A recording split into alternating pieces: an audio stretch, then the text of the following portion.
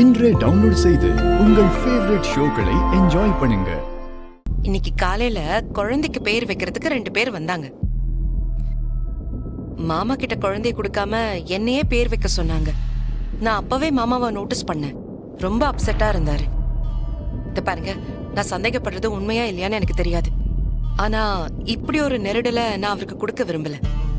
இத பாருங்க, இந்த கட்சியில யார் மேல யாருக்கு என்னன்னு எனக்கு ஒன்னும் தெரியாது. நீங்க தலைவர்கிட்ட பேசி தயவு செஞ்சு வேற யாருக்காவது இந்த பதவியை கொடுக்க சொல்லிடுங்க. இல்லனா மாமா கிட்டே கேளுங்க. மாமா யார சொல்றாரோ அவங்க இந்த பொறுப்பு எடுத்துட்டு போட்டோம். எனக்கு இந்த அரசியல் விளையாட்டே வேண்டாம் வெற்றி. ப்ளீஸ், நான் இதுல இருந்து ஒதுங்கிக்கிறேன். ப்ளீஸ் வெற்றி. என்னங்க நீங்க விளையாடுறீங்களா? ஏற்கனவே அரசியல் நல்லவங்களும் கம்மியாயிட்டே இருக்காங்க. இப்படி எல்லாருமே எனக்கு அரசியல் வேணா ஒதுங்கி போயிட்டே இப்படி.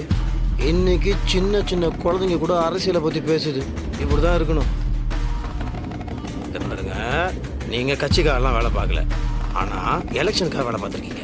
நிறைய நல்ல விஷயம் பண்ணிருக்கீங்க. அது தலைவருக்கு தெரியும். அதனாலதான் அவரே டைரக்டா உங்களுக்கு கொடுத்துருக்காரு. நீங்க தேவையில்லாம யோசிக்காதீங்க. இப்ப எலெக்ஷன் டைம்ல போய் ஏற்கனவே தலைவர் டென்ஷன்ல இருப்பாரு. இப்ப இதெல்லாம் பேசவே வேண்டாம். நீங்க சும்மா இருங்க. இதெல்லாம் வேற ஏதோ ஒரு விஷயம் நான் ஒண்ணு பண்றேன். நம்ம போட்டு குழப்பிக்க வேண்டாம். அவர் வரட்டும்.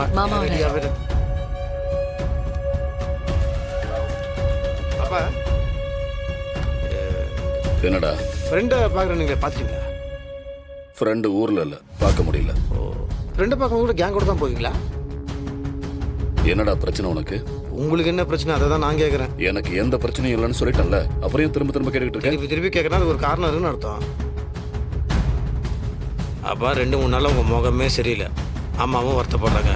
எனக்கு அப்படி தான் தோணுது. துளசியும் அப்படி தான் நினைக்கிறாங்க. அப்பா துளசிக்கு இந்த பதவியை கொடுத்ததில் உங்களுக்கு எதாவது அதிருப்தினா தயவு செய்து சொல்லிவிடுங்க. அதுக்காக மூஞ்ச தூக்கி வச்சுக்காதீங்க. ஏய், என்னை பற்றி என்னடா நினச்சிக்கிட்டு இருக்க நீ? இவளுக்கு கொடுத்ததெல்லாம் ஒரு பதவி, அதை பார்த்து நான் பொறாமப்படுறேன்னா? நேற்று பேஞ்ச மழையில இன்னைக்கு முளைச்ச காளான் இவன். நான் அப்படி இல்லை. ஆழமரம் வேர் விட்டு கிளை விட்டு ஆழமா பரவி இருக்கேன். டேய், அரசியல்ல படிப்படியா முன்னேறி எம்எல்ஏ ஆகி இன்னைக்கு அமைச்சராயிருக்கேன். அடுத்து முதலமைச்சர் பதவியை நோக்கி ஓடிக்கிட்டு இருக்கேன். நான் உச்சத்துல இருக்கிறவன். உன் பொண்டாட்டி அதல பாதாளத்துல கீழே இருக்கிறவன். மொட்டை தலைக்கும் முழங்காலுக்கும் முடிச்சு போட்டு என்ன அசிங்கப்படுத்தாத. அந்த பத்திரிக்கைக்காரங்க தான் கண்ணு காது மூக்கு வச்சு வதந்தி பரப்பிக்கிட்டு இருக்காங்கன்னா நீயுமா? போடா, போய் உன் வேலையை பாரு. அப்ப கன்ஃபார்ம். என்னடா கன்ஃபார்ம்? ஏதோ ஒரு பிரச்சனை இருக்குன்றது கன்ஃபார்ம். ஏய், அதான் ஒண்ணும் பிரச்சனை இல்லைன்னு சொல்லிக்கிட்டு இருக்கல. இப்ப எதுக்கு கோவப்படுறீங்க? இப்ப தெரியுதா? அப்பா நீங்க ஆலமரமாவே அப்படியே பறந்து இருக்கலாம்ப்பா. அடையாறு ஆலமரமே லைட்டா ஆட்டங்கிட்டுருச்சு. நான் கூட துளசிக்கு பதவி கொடுத்தனால தான் நீங்க இப்படிலாம் ஆயிட்டீங்கன்னு நினைச்சேன். இல்ல அதெல்லாம் கிடையாது. இது வேற ஏதோ ஒரு விஷயம். அப்பா நீங்க அதெல்லாம் விடுங்க.